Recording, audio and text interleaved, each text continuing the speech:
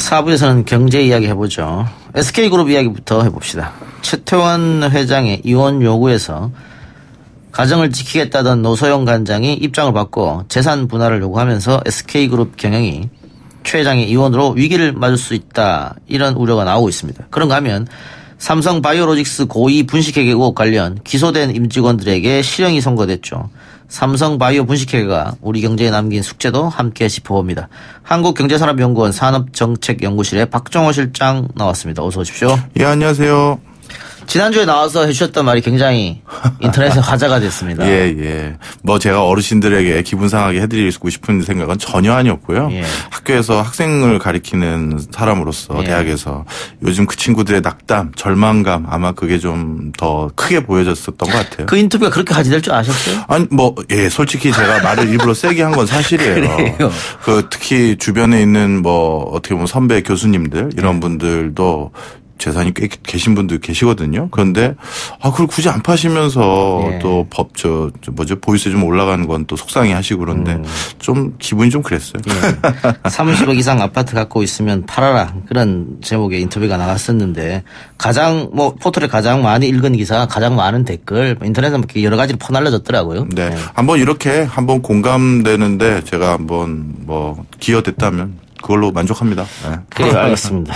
자, 오늘은 법정 다툼 중인 사안들에 대해서 얘기를 좀 해보죠. 예. 노소영 관장이 남편 최태원 SK그룹 회장에게 행복을 찾아서 이제는 가라, 대신에 최 회장이 가진 주식 중 42.29%를 내놓아라 라고 얘기를 했습니다. 재판은 두고 봐야 알겠습니다만은 어쨌든 SK 가문과 노태우 가문이 결합했던 것이고 그에 따른 상당한 혜택을 SK가 받지 않았냐. 그렇기 때문에 재판에서도 이게 인정될 수도 있을 것이다, 이런 추측도 있고 아니다라는 얘기도 있는데, 만일 노소영 관장의 말처럼 되면은 SK의 지배 구조가 바뀌는 겁니까? 사실 지배 구조까지 바뀌지는 않을 것 같습니다. 제 소견으로는. 예. 물론 최태원 회장이 가지고 계신 지분은 꽤 줄어들겠죠. 예. 지금 가지고 있는 게 이제 올 3월 말 기준으로 18.44%를 그러니까 SK그룹 전체의 지주회사격인 것에 그만큼 가지고 있었는데요.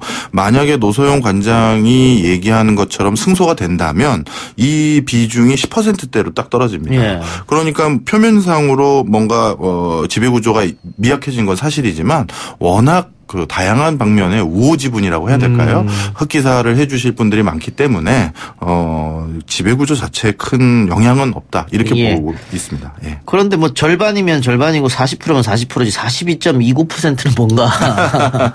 아마 이거 보도하기 전에 아마 법률 자문단 이런 분들하고 많이 논의를 한 거 아니겠습니까?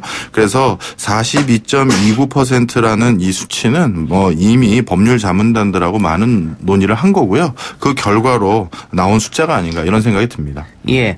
아까 제가 잠깐 언급했었던 노태우 전 대통령의 어떤 힘으로 네. 당시에 대한소유공사죠. 네. SK로 넘어갔지 않습니까? 네. 그때 새우가 고래를 삼켰다, 이런 얘기가 있었으니까요. 그리고 SK텔레콤 같은 경우에도 결국은 특혜받지 않았느냐. 결국은 그게 방점이 돼서 이만큼 요구했다라는 이야기가 맞습니까? 그렇게 봐야 됩니까?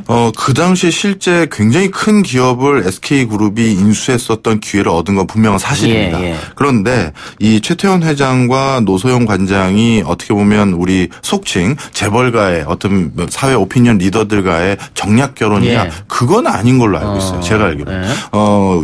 우연히 유학 가서 만났고 그렇게 해서 자연스러운 만남이 결혼으로 이어진 걸로 저는 그렇게 알고 있거든요. 그래서 시카고 대학에 유학하던 시절에 만난 걸로 알고 있는데, 하여튼 어떻게 사돈지간이 되다 보니까 팔이 안으로 굽는다고 그렇게 됐는지 모르겠습니다만 분명한 것은 당시 SK그룹이 굉장히 유망한 사업들을 많이 수주하고 인수할 수 있었던 것은 사실이다. 예. 근데 보통 이런 재판에 가면 중간에 또 합의해서 그렇죠. 예를 들어서 진짜 이 SK그룹의 지분을 행사해서 경영권을 확보하고자 하는 말씀이 아닐 거예요. 그 정도의 지분이 나에게 내 소유가 아니겠느냐를 말한 거겠죠. 따라서 지배구조를 지키기 위한 방법이, 만약에 이제 노소영 관장이 승소한다면 다른 형태로 지급을 하고 지분은 그대로 보유하는 형태로 유지가 될 겁니다. 예. 그 주식하는 분들은 재판이 만약에 노소영 관장의 승소로 끝이 나면 네. 그러면 주가는 어떻게 되지? 이런 걱정하시는 분들도 있을 것 같습니다.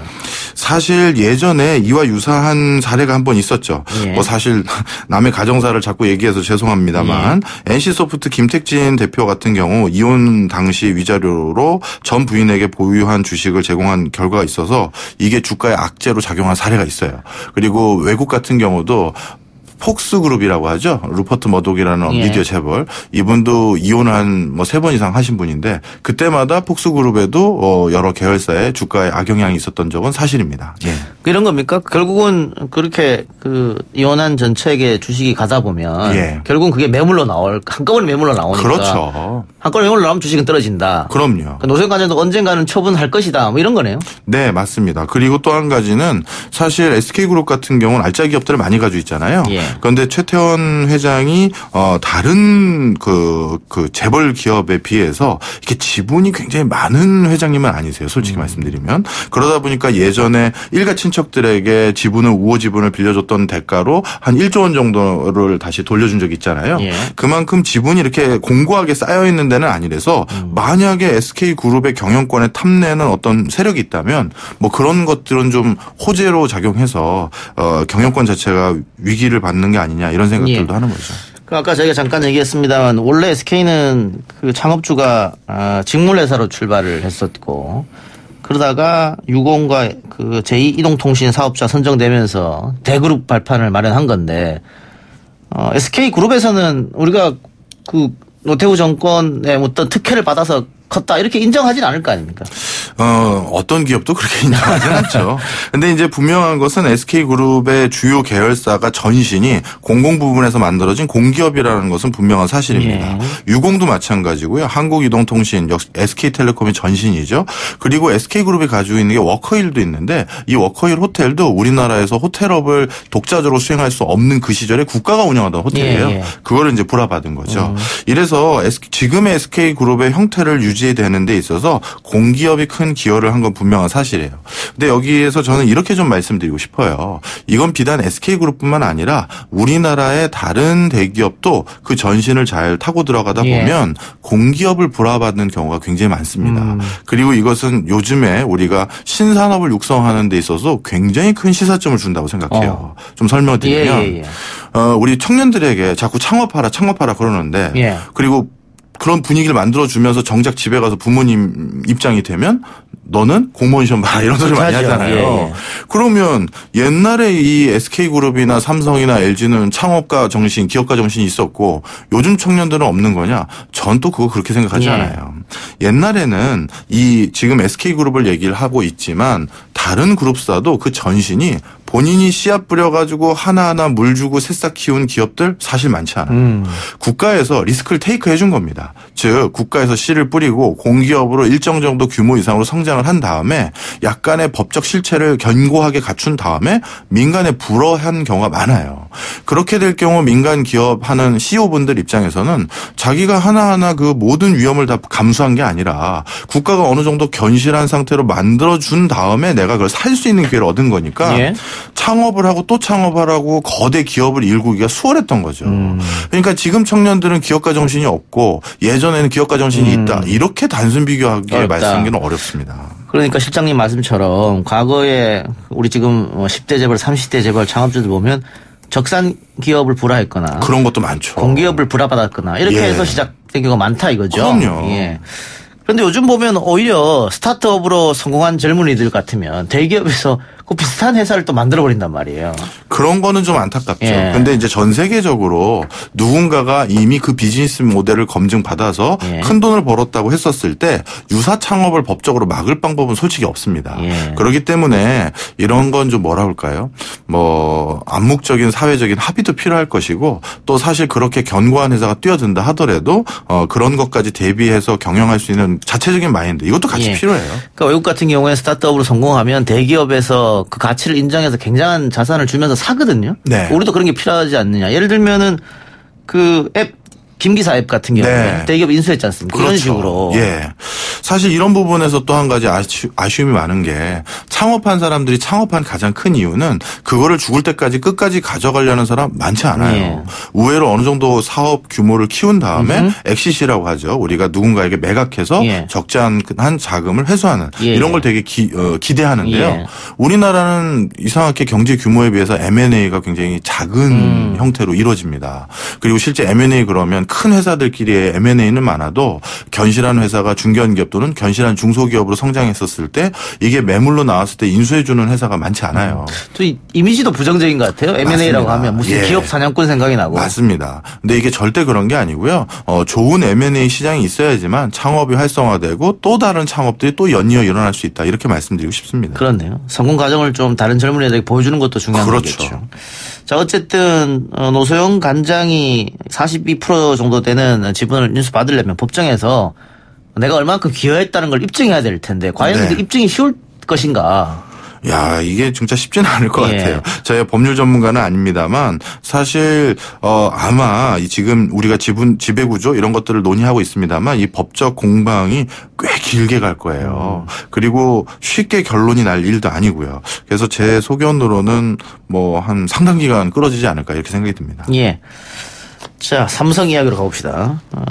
결국 국정농단 사건도 정경유착 사건의 일환인데 이재용 삼성전자 부회장의 파기 한송신을 맡은 정준영 판사가 지난 6일 열린 공판에서 이재용 부회장에게 정치 권력자로부터 뇌물 요구를 받더라도 기업이 응하지 않으려면 어떻게 해야 하는지 답변을 달라라고 얘기했습니다. 이것도 참 이례적인 주문이긴 합니다. 그렇죠. 사실 요거와 관련된 얘기를 하나 제가 비하인드 스토리를 좀 하나 말씀드릴게요. 예. 기업 현장 CEO들을 대상으로 강연을 하러 다니다 보면 굉장히 뭐랄까요?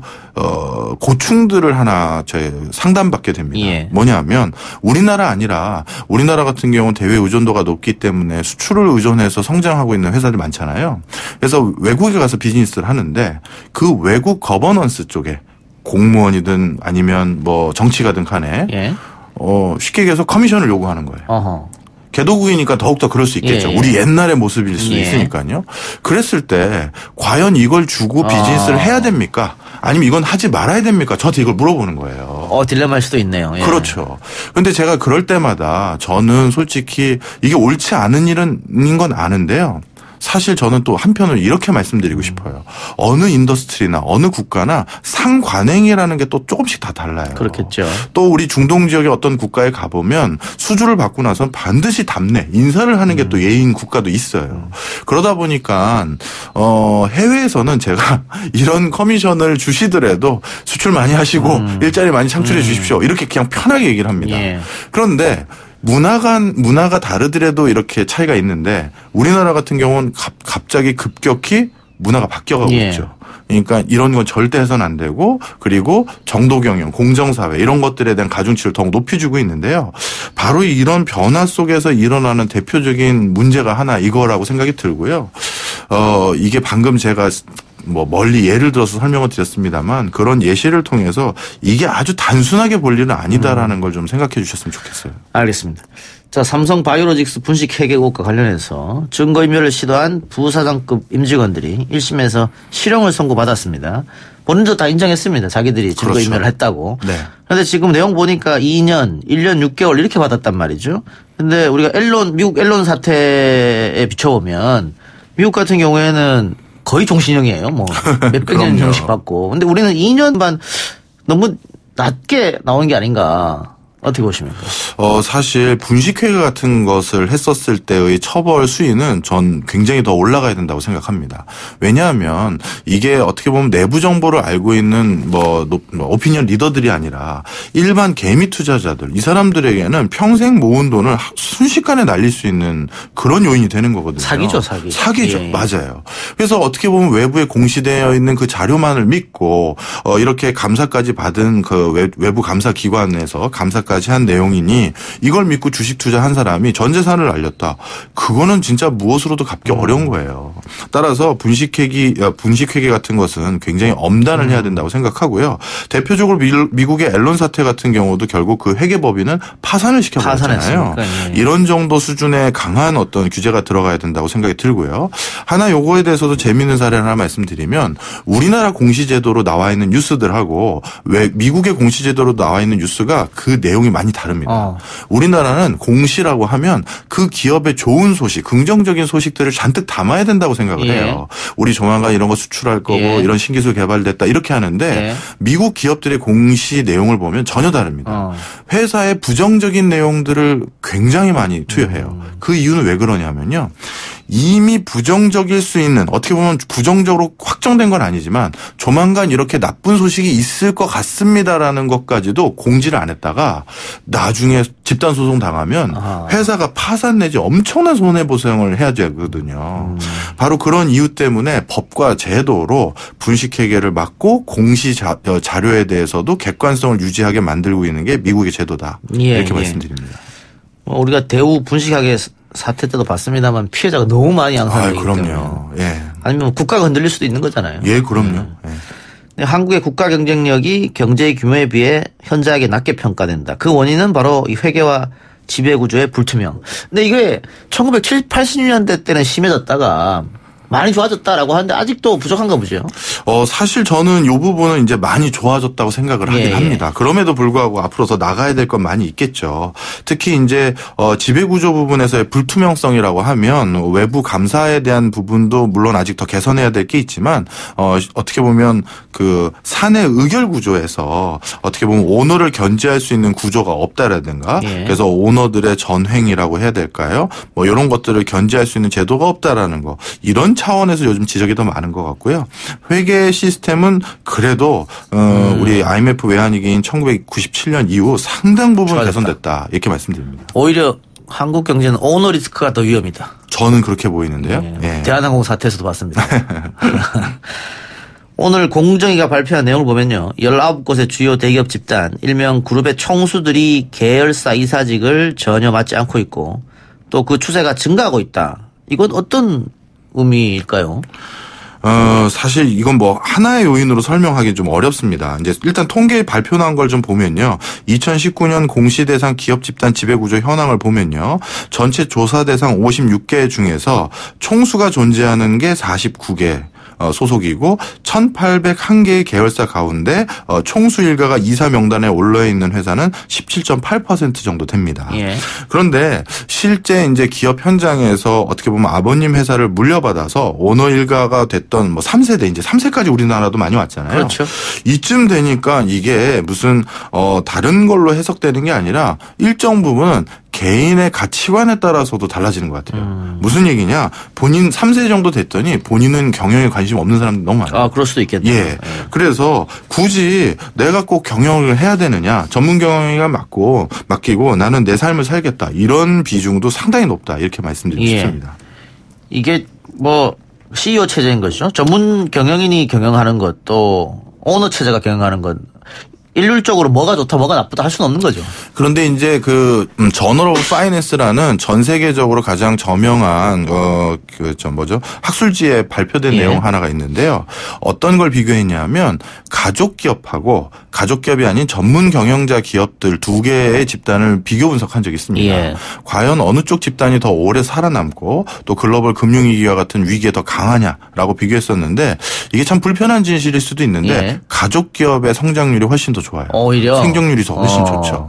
이건 왜 그러냐면 아주 전 쉽게 설명드리고 싶어요. 지금은 아마 이 방송 들으시는 분들 중에서 창업 준비하는 분들이 많으실 텐데 계시겠죠? 가끔 이제 창업 준비하면 친한 친구, 대학교 동기, 그다음에 뭐 고등학교 동기 이렇게 생각하는데요. 이런 친구들은 창업 초반에 어려움을 겪다가 이게 한번 굉장히 어려움이 심해지면 금방 틀어져요. 갈라서죠. 네. 그런데 가족 한번 떠올려 보십시오. 내가 불의의 사고를 당해서 병실에 누워 있어도 친구들은 초반에는 가끔 면회도 오고 같이 마음 아파하고 그러겠지만 가족은 평생 가는 거거든요. 그래서 위기 때 또는 뭔가 경영 환경이 제대로 자리매김하지 않았을 때 헌신할 수 있는 가장 큰 동료는 사실 가족이에요.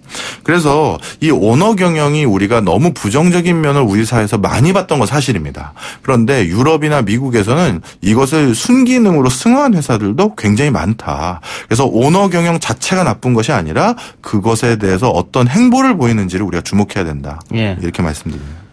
아까 주식 이야기를 잠깐 했습니다만 네. 미국 주식시장은 연일 호황이라고 하고요. 그러니까요. 예. 근데 한국 주식은 오히려 문재인 정부 초기보다 더 밑으로 쳐져버렸거든요. 예. 이 이유가 어디 있을까요? 사실 우리 경제의 지금 활로라고 해야 되나요? 예. 새로운 뭐 신성장 동력이라고 보이는 게 뚜렷하지 않은 부분이 제일 큰 것 같습니다. 뭐 여러 가지 새로운 사업에 대해서 정부나 민간에서 다각적으로 시도를 하고 있습니다만 예. 가시적인 성과를 보이고 있는 것들은 별로 없는 것 같고요.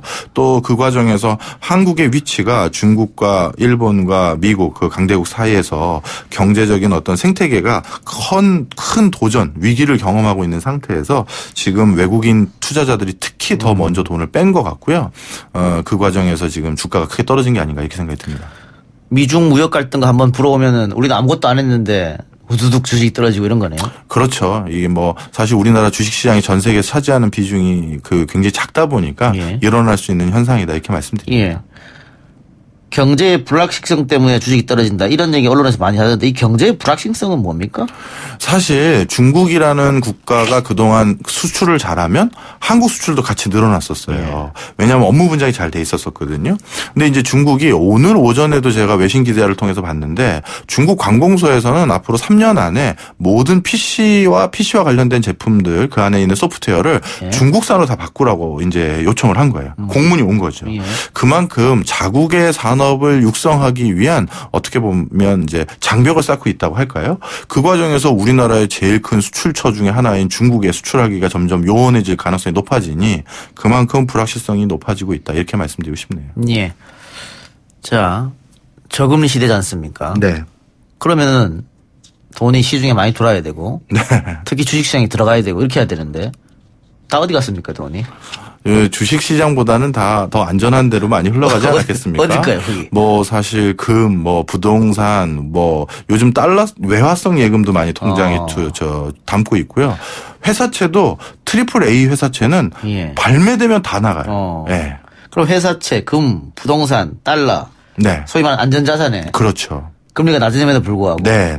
그 주식이 안 들어가는 건 아까 얘기했던 또 경제 불확실성 이런 겁니까? 네. 그리고 아주 그 상류층 같은 경우는 제가 이제 PB분들 대상으로 강의도 많이 하는 편인데요. 예. PB분들 대상으로 강의했었을 때 저한테 그걸 물어보시더라고요. PB가 뭡니까? 그러니까 프라이빗 뱅킹이라고 해서 예. 그 VVIP 분들의 자산을 관리해 주는 1대1로 관리해 주는 거예요? 그렇죠. 예. 저도 받고 싶네요. 우리는 안 될 거예요.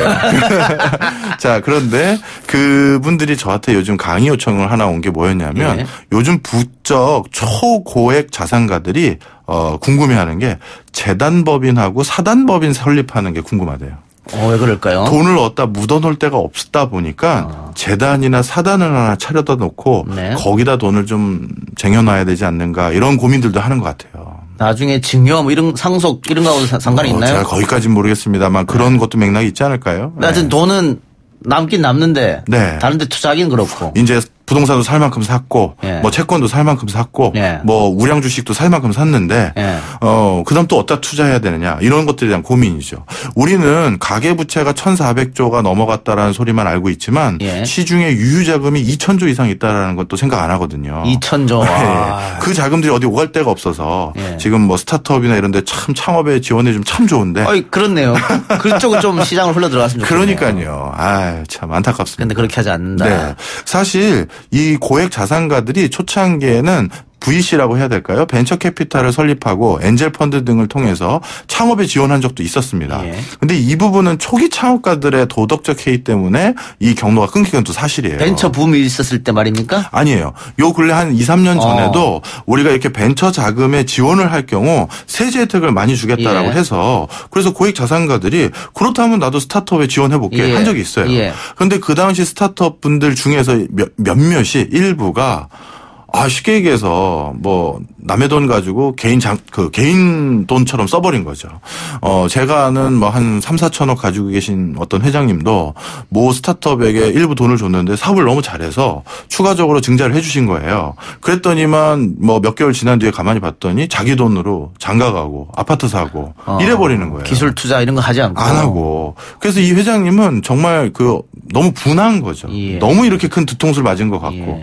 난 다시는 창업 지원 안 한다. 이런 소리 하신 적도 있어요. 그러니까 이게 고액 자산가 분들의 그 자금이 창업으로 흘러가지 못했던 이유 중에 분명 책임 중에 하나가 초기 창업가들의 도덕적 해이도 분명 원인 중에 하나다. 이렇게 말씀드립니다. 모랄 해저드. 네. 뭐 우리 흔히 말하는 엔젤 투자 뭐 이런 얘기도 있는데 네. 대한민국에서는 현실적으로 힘들다 이 말씀이네요. 뭐 사실 초반에 이제 선의로 이렇게 해주려다가 지금은 굉장히 그것도 부정적인 경우가 많고요. 특히 우리나라에서는 뭐 창업하기로 창업을 공적 부분에서도 워낙 많이 지원을 하다 보니까 굳이 사적 부분에서 창업 지원하는 여지도 줄어든 것도 사실이에요. 예. 또 모험적인 거기 때문에. 네. 알겠습니다. 오늘 박종호 실장 이야기 여기까지 듣겠습니다. 수고하셨습니다. 예, 감사합니다.